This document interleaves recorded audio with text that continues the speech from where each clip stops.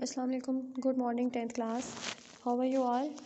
Today we start our new chapter, chapter number 9. Chapter number 8 हमारा complete हो गया था. थ्योरम्स वाला चैप्टर था. ये भी थ्योरम्स वाले चैप्टर है. अब फर्दर जो हम लोग के चैप्टर्स आएंगे थ्योरम्स वाले ही आएंगे. ठीक है. यूनिट नंबर 9 में हम लोगों के पास क्या नाम है उसका चैप्टर का, कॉर्ड्स ऑफ अ सर्कल, यानी सर्कल इसमें इंक्लूड हो रहा है हमारे पास. सबसे पहले ये आप लोगों के बेसिक कंसेप्ट हैं सर्कल के. ये आप लोगों ने डेफिनेशंस यहाँ से देखनी है. इसकी सर्कल की डेफिनेशन है. सबसे पहले circle is a locus of a moving point P this, ठीक है, in a plane which is always equidistance from some fixed point O. यानी ये कोई भी आपका फिक्स्ड पॉइंट ओ है और आप एक मूविंग पॉइंट पी उसके अगर अराउंड मूव कर रहे हैं तो इक्वी डिस्टेंस हो फ्रॉम ओ से, तो आपका सर्कल होगा. ठीक है. Note that the radial segment of a circle is a line segment. उसके बाद सर्कमफेरेंस क्या चीज़ होती है? इसका फॉर्मूला सर्कमफेरेंस का फाइंड करने का होता है 2πr of a circle with radius r, whereas an irrational number pi being the ratio of the circumference and the diameter. diameter क्या चीज़ होती है? diameter ये देखें, diameter क्या चीज़ होती है? POQ लाइन होती है. इज़ द कॉर्ड बाद में बताती हूँ क्या होती है. डायमीटर क्या होता है? Line he actually passing through the centre of the circle. जो एक लाइन होती है जो उसके सेंटर में से पास थ्रू करती है. Evidently diameter bisects the circle. ठीक है. यानी दो पॉइंट्स को उसने ज्वाइन किया होता है सर्कल के और वो सेंटर में से पास थ्रू करती है. जबकि कॉर्ड जो होती है वो भी लाइन ही होती है. दो पॉइंट्स को उसने ज्वाइन किया होता है सर्कल के, लेकिन क्या होता है कि वो सर्कल में से पास थ्रू नहीं करती. कॉर्ड में और डायमीटर में ये फ़र्क है. डायमीटर भी एक लाइन ही होती है, दो पॉइंट्स को ज्वाइन करती है, लेकिन वो सेंटर में से पास करती है, लेकिन कॉर्ड सेंटर में से पास थ्रू नहीं करता. ये उन दोनों के दरमियान में फ़र्क है. ठीक है. सेगमेंट की डेफिनेशन है. एंड सेक्टर क्या चीज़? Sector of a circle is the plane figure bounded by 2 radii. Radius क्या चीज़ होती है? डिस्टेंस होता है किसी भी पॉइंट का फ्रॉम सेंटर, उसको हम क्या कहते हैं? रेडियाई. तो सेक्टर में 2 रेडियाइज इंक्लूडेड हो रहे हैं. ठीक है. 2 रेडियाई. एंड द आर्क, ये चीज़ आपकी आर्क होती है जो इस शेप की होती है. ठीक है. Intercepted between them. समझ आ गया आप लोगों को? उसके बाद हम लोगों का थ्योरम नंबर 1 है.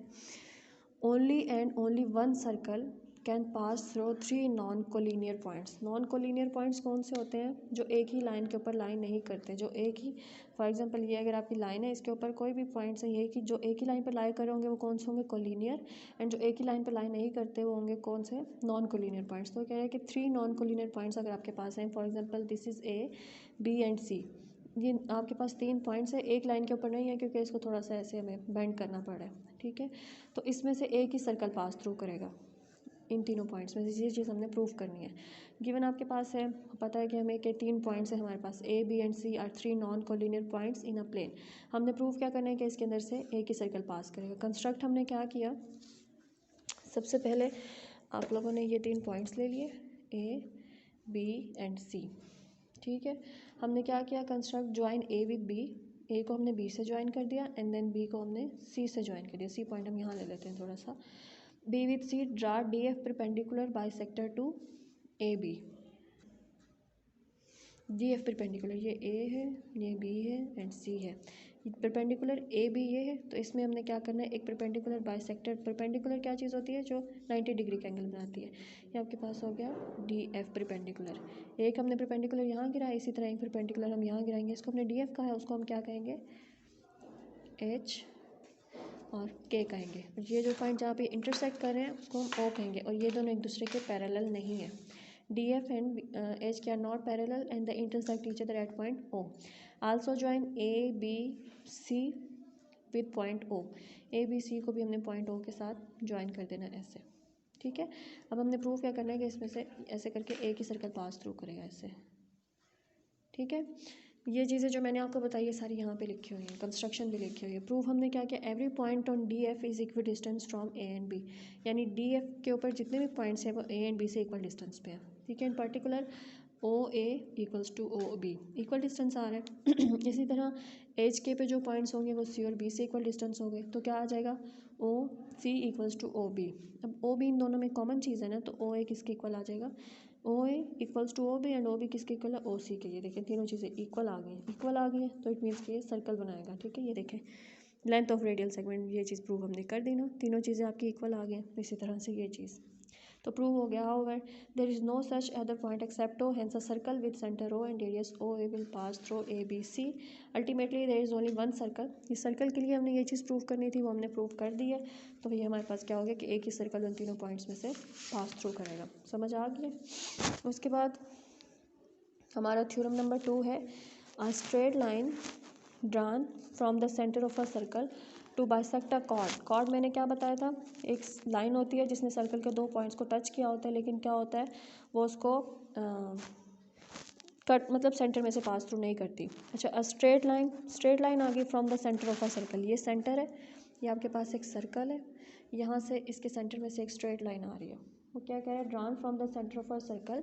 बाइसेक्ट का क्या मतलब है, उसको कट कर रही है, ये नीचे नहीं आएगी यहाँ तक आएगी। बाइसेक्ट मतलब उसको काट रही है कॉर्ड को, कॉर्ड ये वाली आपकी, एंड इस परपेंडिकुलर, ये इसके ऊपर परपेंडिकुलर है। ये चीज़ हमने प्रूव करना है कि ये इसके ऊपर परपेंडिकुलर है। अब गिवन क्या है, M is the mid point of any chord A B का मिड पॉइंट एम है, ये कॉर्ड है आपके पास विद सेंटर एट ओ इसका सेंटर है। When chord A B is, obviously हमें पता है कि A B is not the diameter. हमने प्रूव क्या करना है कि ओ एम क्या है, परपेंडिकुलर है कॉर्ड ए बी के ऊपर।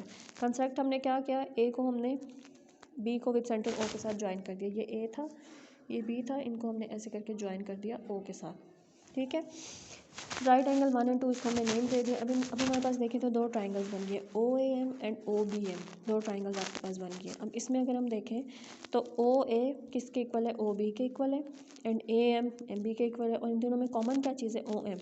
जब तीन साइड्स आपकी इक्वल आ गई है तो इट मीन्स कि ये जो दो ट्राइंगल्स है ये आपके पास कॉन्ग्रुएंट हो गए। दो ट्राइंगल्स कॉन्ग्रुएंट आ गए, इट मीन्स के ये दोनों जो है एंगल्स भी आपके कॉन्ग्रुएंट हो गए, क्योंकि जब आपके पास ट्राइंगल्स कॉन्ग्रुएंट आ जाती हैं तो उसकी हर चीज़ जो है वो कॉन्ग्रुएंट हो जाती है, इक्वल आ गया।